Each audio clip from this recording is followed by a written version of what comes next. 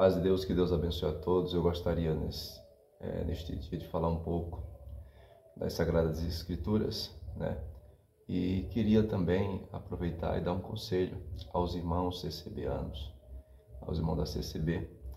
Como todos sabem, eu já tenho alguns anos, né, desde 2016, que eu saí da congregação, né? E nós já tem bastante anos que eu não nem toco no nome da CCB. Já tem mais de 5 anos que eu nem falo o nome da CCB, porque eu quero ter um relacionamento bom com eles. Eu amo os irmãos da CCB e não quero ter conflito com eles, né? Eu passei todos esses anos na CCB, né? Agradeço a Deus, Deus me chamou lá, foi lá que eu me converti. Mas depois de conhecer as Escrituras mais a fundo e buscar uma intimidade com Deus, né, muitas coisas eu descobri e ocasionou a minha saída da CCB. Deus me tirou de lá, né, no ano de 2016, definitivamente. E por um chamado de Deus iniciei esse ministério. E hoje eu agradeço a Deus por Deus ter abrido os meus olhos, né? Porque vejo que hoje os irmãos da CCB, cada dia que passa, mais estão distantes das Sagradas Escrituras. E os irmãos da congregação cristã, eles precisam saber o que significa a palavra graça. É uma palavra que todo crente precisa saber. E por eles estarem distantes do que é a graça, é que eles estão fazendo coisas que Deus não se agrada. E quando você se distancia da graça, você cai na desgraça. A graça é favor imerecido, é o amor incondicional de Deus para com o homem. E quando nós recebemos a graça, nós passamos a ter este amor incondicional também para com os homens. Nós passamos a ter misericórdia para com as pessoas e nunca mais olhamos para as pessoas, né, com aquele olhar de condenação, sempre olhando para as pessoas com olhar de misericórdia e dando amor àqueles que não merecem o nosso amor. E eu agradeço a Deus porque hoje eu vejo, né, graças a Deus, a igreja que eu estou, que Deus deu a graça de estar ali conduzindo como um líder, como um pastor, né, cuidando do rebanho do sumo pastor Cristo. Hoje eu vejo, né, uma igreja equilibrada, uma igreja bíblica, uma igreja obediente à palavra, uma igreja que não se deixa levar pelas emoções e nem pelas experiências pessoais, mas uma igreja que segue os princípios. Então veja só que coisa interessante. Hoje eu quero dizer para os irmãos que tenham cuidado quando chegar um irmão na sua casa, né? Os irmãos da CCB que são sinceros, que querem servir a Deus, que têm discernimento, tenham cuidado quando chegar alguém na sua casa, né, com um violãozinho, com o inário, com os véus para fazer uma oração e não traz a Bíblia. Fuja desses falsos profetas. Porque o homem de Deus precisa, em todos os ambientes que ele entra, a palavra de Deus tem que estar na frente, entendeu? Então eles chegam, eles oram, cantam hino, começam a sapatear, começam a falar línguas, começam a profetizar, fazem um monte de coisa, apresentam uma virtude que deixa todo mundo ali impactados, mas não tem evangelho. A Igreja Congregação Cristã no Brasil, infelizmente, quanto mais tempo passa, mais abandona o Evangelho, mais despreza as Escrituras. Olha, meus queridos amados irmãos, eu não queria mais tocar no nome da CCB, porque eu amo muito os irmãos da CCB. Mas é justamente por amar que eu quero alertá-los. Eu quero alertá-los, vocês. Em João, se você ler ali no Evangelho de João, desde o capítulo 14, o 15 e o 16, os 3 capítulos, você vai ver, né, claramente ali Jesus falando, né, sobre o ministério do Espírito Santo, sobre a função do Espírito Santo, o que era que realmente o Espírito Santo iria fazer na igreja para que o Espírito Santo foi enviado. O Espírito Santo é a terceira pessoa da Trindade, né? Porque o Deus é um Deus em 3 pessoas, Pai, Filho e Espírito Santo. A unidade na Trindade é a Trindade na unidade, 3 em parte, 1 em essência. E o Espírito Santo é essa terceira pessoa, né? Deus é o Criador, Jesus é o Salvador e o Espírito Santo é aquele que consola a igreja e que ensina a igreja.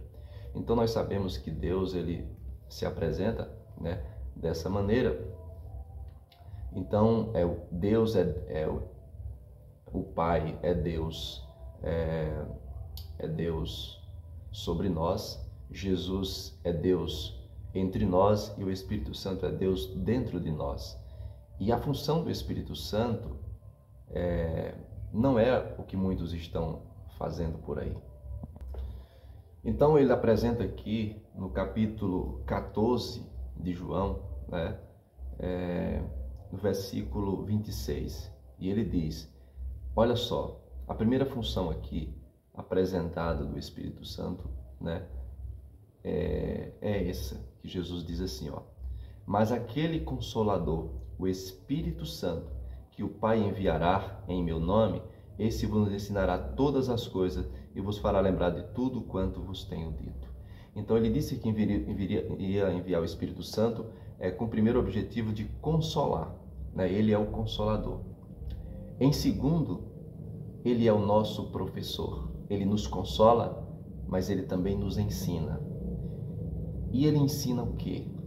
Aqui vai dizer que ele nos fará lembrar de tudo quanto vos tenho dito.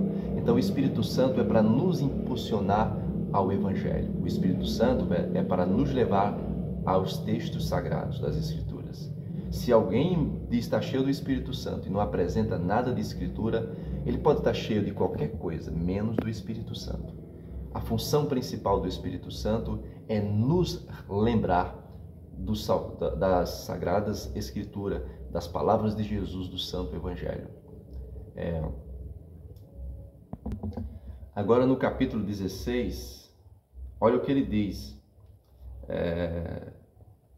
no versículo 7 em diante, ele diz assim, ó, todavia digo-vos a verdade, que vos convém que eu vá, porque se eu não for, o Consolador não virá a vós, mas se eu for, enviá-lo-ei, e quando ele vier, convencerá o mundo do pecado, da justiça e do juízo. Então, olha só, ele mostra aqui uma outra função específica do Espírito Santo, que é nos convencer do pecado, da justiça e do juízo. Então, muitos chegam na sua casa com espírito de adivinhação. É um mero vidente querendo ser famoso, jogando profetadas. Mas o Espírito Santo, ele convence do pecado, da justiça e do juízo. Primeira coisa que o Espírito Santo vai nos convencer, né, é dos nossos erros. Então, nós como cristãos, primeiro temos que ter uma mudança de vida. Primeiro temos que ter uma mudança total de paradigma, uma mudança de conduta. Precisamos ser transformados, regenerados, nascidos de novo. Então, se alguém chega na tua casa e essa pessoa está mal vestida, por exemplo, isso já mostra que essa pessoa não foi regenerada. Se essa pessoa age com mau comportamento, ou fala palavras torpes ou qualquer coisa do tipo, também não tem o Espírito Santo. Se essa pessoa é um caloteiro ou faz coisas, escândalos na rua, essa pessoa não tem o Espírito Santo. Então ela já não merece nenhum crédito, você já não pode parar para ouvir essa pessoa. Em segundo, o Espírito Santo nos convence também da mentira. Então, uma pessoa que profetiza e não cumpre, nunca mais ela pode ser ouvida, meu irmão. Nunca mais. Porque se ela mentiu, já não é mais digna de confiança. A menos que ela se converta e realmente você perceba a conversão. Mas pelo contrário, uma pessoa que mente, ela não é uma pessoa regenerada. O homem de Deus e a mulher de Deus, eles não vivem na prática do pecado, na prática da mentira. Também não. O diabo é o pai da mentira. E aqueles que mentem se fazem filhos do diabo. Isso está, né, quando Jesus está ali discutindo com os fariseus, ele fala sobre isso. Então nós sabemos, meus amados, que a verdadeira profecia é a Bíblia. Essa é a nossa verdadeira profecia. E qualquer uma outra profecia que seja proferida nos nossos dias, ela não deve ser uma profecia voltada para a vaidade. Jesus fala, ai dos profetas que profetizam vaidade. A profecia deve ser um alerta. A profecia deve ser uma profecia que vem nos alertando acerca do perigo, né? Uma profecia que vem nos alertando sobre a volta de Jesus. O verdadeiro profeta é aquele que profere o juízo de Deus, né? A misericórdia de Deus, mas não profetas de vaidade. Hoje alguém chega na sua casa para profetizar que você vai casar, que você vai ter um carro, que você vai ter uma casa, que Deus vai aparecer no seu comércio. Esses profetas não são de Deus, infelizmente. Outra coisa, um verdadeiro profeta, ele não vive profetizando em todo canto que chega, né?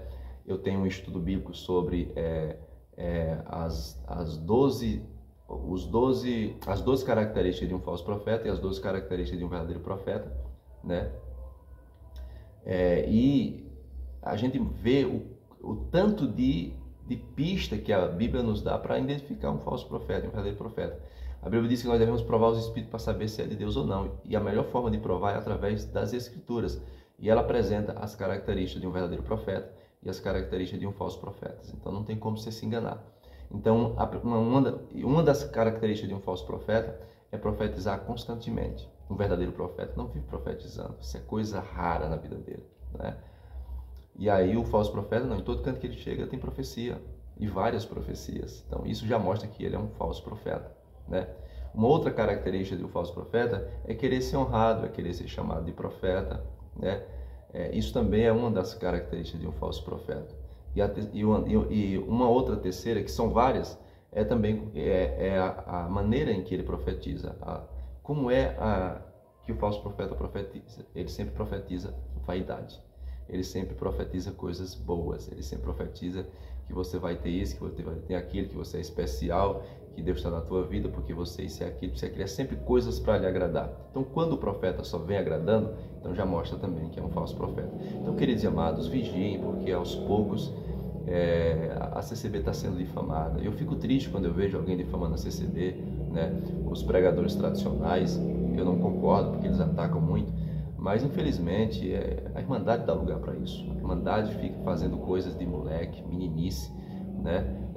Não tem conhecimento bíblico, não sabe pregar uma palavra. Você vê os pregadores da congregação, são dos piores pregadores que existe. Eles pegam a Bíblia e exortam totalmente errado, não tem nada a ver com o que eles estão falando, porque eles não estudam, condenam a teologia. Eles aceitam o membro a estudar todo tipo de matéria, todas as matérias mundanas, e a única matéria que é sobre Deus, que é a teologia, eles não querem que estude, né? Você pode estudar sobre tudo, sobre qualquer coisa, menos sobre Deus, né?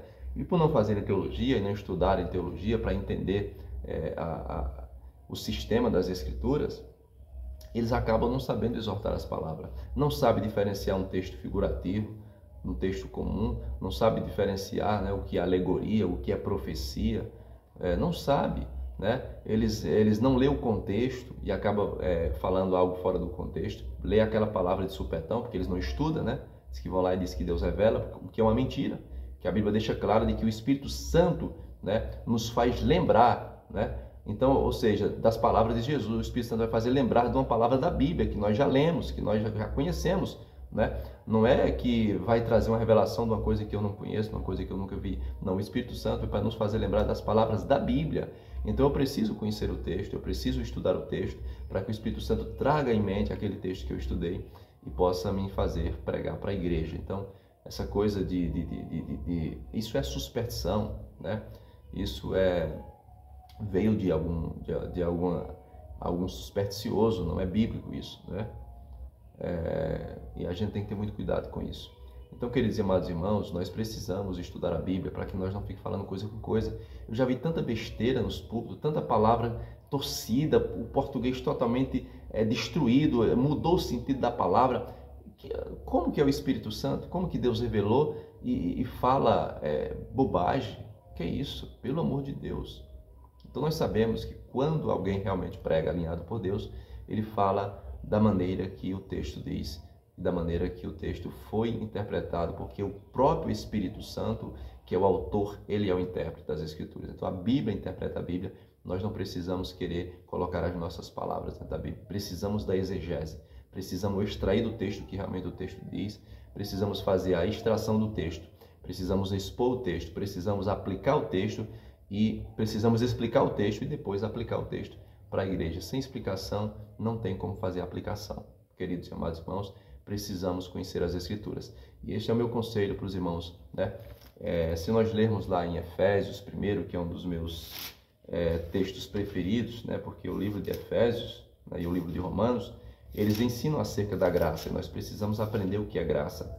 E eles ensinam muito bem, tanto Efésios como Romanos, é o texto principal para falar sobre a graça. E no primeiro Efésios 1, nós temos uma palavra maravilhosa para nos ensinar acerca disso. E olha o que diz lá, ó. É lindo, é maravilhoso o que está aqui, ó. A partir do versículo 3 diz assim, ó: Bendito Deus e Pai de nosso Senhor Jesus Cristo, o qual nos abençoou com todas as bênçãos espirituais nos lugares celestiais em Cristo. Então, o propósito de Jesus foi nos trazer todas as bênçãos espirituais. Então, esse tem que ser o foco do pregador. Pregar as bênçãos espirituais. Claro que o Senhor vai nos abençoar com as coisas materiais também, mas buscar o reino da justiça do Senhor em primeiro lugar, e o que necessitamos será acrescentado. Eu não preciso pregar bens materiais, eu prego espirituais, e o material automaticamente vem, o necessário, claro, né? Mas Deus nunca prometeu riqueza para ninguém, principalmente no Novo Testamento. No Antigo ainda falava sobre riqueza, porque o povo judeu era o povo que Deus escolheu para dominar a terra, mas no Novo Testamento nós não vemos isso. No Novo Testamento nós vamos falar de uma outra riqueza, que é a verdadeira riqueza, e é o que nós vamos estudar sobre isso agora. No verso 4 ele diz: como também nos elegeu, né, nele antes da fundação do mundo, para que fôssemos santos e irrepreensíveis diante dele em caridade. Então ele está dizendo que antes da fundação dos séculos, o Senhor já nos escolheu, né? O Senhor já nos predestinou. E aquele que ele escolheu para ser salvo é aquele que vai se tornar um crente irrepreensível em amor. É aquele crente que vai amar incondicionalmente. É aquele crente que não vai falhar na missão de amar, né? Então, olha o que ele continua dizendo. E nos predestinou para filhos de adoção por Jesus Cristo para si mesmo, segundo o beneplácito de sua vontade, segundo o seu propósito. Olha o que ele diz: para louvor e glória da sua graça, pela qual nos fez agradáveis a si no amado, em quem temos a redenção pelo seu sangue, a remissão das ofensas, segundo as riquezas da sua graça. Olha só, a redenção, nós fomos redimidos, ele nos comprou, nós fomos resgatados, redenção, resgate, né? E remissão, pagamento de uma dívida, né? De uma fiança, nós estávamos endividados, ele pagou a nossa dívida, ele nos comprou, né? E aí, por qual riqueza que ele nos comprou? Não foi por riquezas materiais, mas pelo seu sangue, porque a dívida do homem é tão grande, o pecado do homem é tão abominável perante o Deus tão santo, que nós temos santo, santo e santo, né? Que não tem nada que pagasse, nada poderia salvar o homem, nem os seus méritos. Você não tem mérito para a salvação. A salvação não é meritória por parte do homem, é meritória por parte de Deus. Então ninguém tem obra para ser salvo. A salvação é pela fé, é pela graça mediante a fé em Cristo Jesus. A salvação é que nos leva às obras, ou seja, a salvação é um alicerce. O homem tem que ser salvo para praticar boas obras, não é praticar boas obras para ser salvo. Já há um erro nos crentes da CCB em dizer que não são salvos, que não estão salvos, que não estão preparados, então precisam ser salvos, porque é sendo salvo que pratica a obra, e não praticando obra que somos salvos. A salvação é pela obra de Jesus e não pelas nossas. Então olha só o que ele diz. Ele diz que é pela riqueza, pelo sangue de Jesus é que nós fomos salvos. E depois ele diz: descobrindo-nos o mistério da sua vontade, segundo o seu beneplácito, que propusera em si mesmo. Segundo o seu propósito, ele nos revela o seu mistério. Que mistério é esse? A graça. Cristo Jesus é o nosso mistério. A graça é o nosso mistério. A justificação pela fé é o nosso mistério. O direito de todos os homens agora terem a possibilidade de ser salvo, porque antes só os judeus tinham, mas agora ele abre esse espaço para todos por meio da graça. Então a graça é o mistério.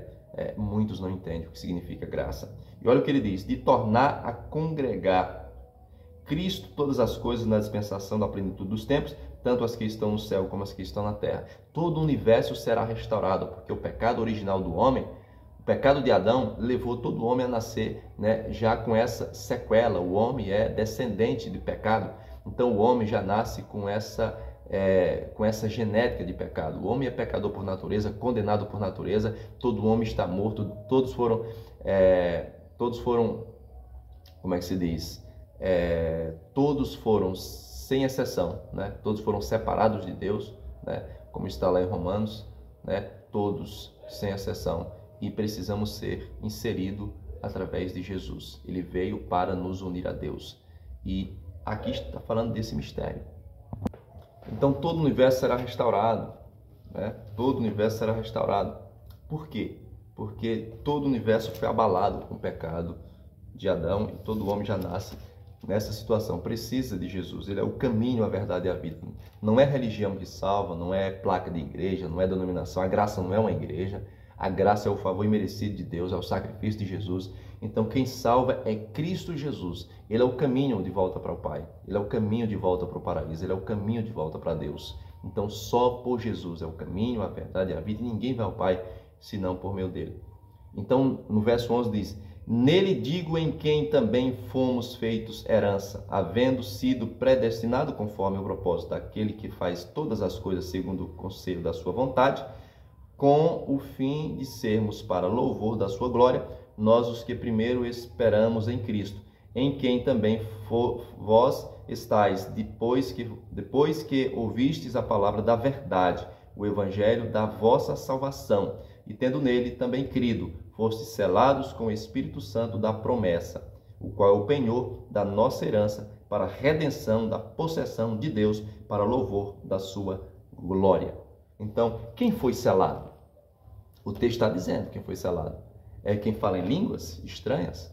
É quem sapateia? É quem profetiza? Não. O texto está dizendo que o Espírito Santo é o penhor da herança, é a prova de que Jesus vai voltar. E quem foi selado? Quem foi redimido. Está dizendo que fomos selados para a redenção, ou seja, para o nosso resgate, para a nossa salvação. E o que se dá, né? E como se dá essa salvação? Como que nós fomos salvos? Como que nós fomos regenerados? Nós fomos nascidos de novo, somos uma nova criatura. Então, a prova de que uma pessoa recebeu o Espírito Santo, que foi selado com o Espírito Santo, que foi batizado com o Espírito Santo, é que ela se tornou uma nova criatura e que a sua conduta mudou e que agora era uma pessoa diferente, uma pessoa santa. Foi mudada a sua conduta, ela agora tem uma outra moralidade, um outro linguajar, ela é uma pessoa diferente, mudou as vestes, mudou a maneira de se comportar perante a sociedade, não porta com indecência, né? Essa pessoa que nasceu de novo, ela sim foi uma pessoa que foi salva em Jesus, está salva em Jesus e que ela nasceu de novo e que está agradando a Deus. Agora, para ela permanecer salva, é necessário os demais estágios da salvação. A salvação ela acontece em 3 estágios. O primeiro, nós fomos salvos, depois nós continuando sendo salvos e depois nós iremos ser salvos. A Bíblia fala dessas 3 salvações. A Bíblia fala que não fomos salvos, a Bíblia diz também que estamos sendo salvos e a Bíblia diz também que quem for fiel até o fim será salvo. Então, a salvação acontece em 3 etapas. A primeira etapa é o chamado. Somos chamados e justificados por Jesus. Segundo, santificados. É o dia a dia para ser salvo, buscando os frutos do Espírito, né? Que está lá em Gálatas, para que continuemos sendo salvos, né? Guardando o que tem para que ninguém tome a coroa, né? E como seremos salvos depois? O terceiro estágio é a glorificação. Primeiro é a justificação, depois a santificação e depois a glorificação. Fomos chamados, justificados por Jesus, né? Ele nos faz justo. Agora nós seguimos buscando a santificação e depois seremos glorificados. O primeiro estágio, né, da salvação nós somos salvos da condenação do pecado. Nenhuma condenação há para os que estão em Cristo Jesus, que não andam segundo a carne, mas segundo o Espírito. E agora nós vamos lutar contra o poder do pecado. Nós vamos lutar para que o pecado não tenha mais poder sobre nós, libertar das nossas fraquezas, buscar cada dia melhor a presença de Deus, buscar o domínio próprio. E no final de tudo, nós seremos salvos da presença do pecado. O pecado não será mais presente na nossa vida. Enquanto nós não somos glorificados, ainda continuamos sendo falhos, sendo pecadores. Porém, não somos escravos do pecado, não vivemos na prática do pecado. Por algum deslize que nós der, algum acidente, nós cairemos de joelho, nos prostramos, nos arrependemos perante Deus e Ele nos perdoa, porque temos um advogado perante Deus que é Cristo. Mas nós não podemos nos acomodar e nos acostumar com os nossos pecados, porque senão nós não vamos chegar à glorificação. Então eu queria dar esse conselho para os irmãos da CCB, que os irmãos vigiem, que os irmãos leiam mais a Bíblia, que os irmãos busquem mais a Deus, que orem, que jejuem, porque não é mais comum jejuar na congregação, que os irmãos jejuem, porque o jejum faz parte, né, do Evangelho, faz parte, foi com jejum que Jesus começa seu ministério, foi com jejum que Moisés, né, traz a lei dos mandamentos. Então o jejum sempre esteve presente nas igrejas. Foi no jejum que os discípulos apresentaram os primeiros ministros, né? Foram 3 dias de jejum, não foram 3 dias de festa, né, como fazem hoje, 3 dias de comilança para apresentar o ministério, 3 dias de jejum.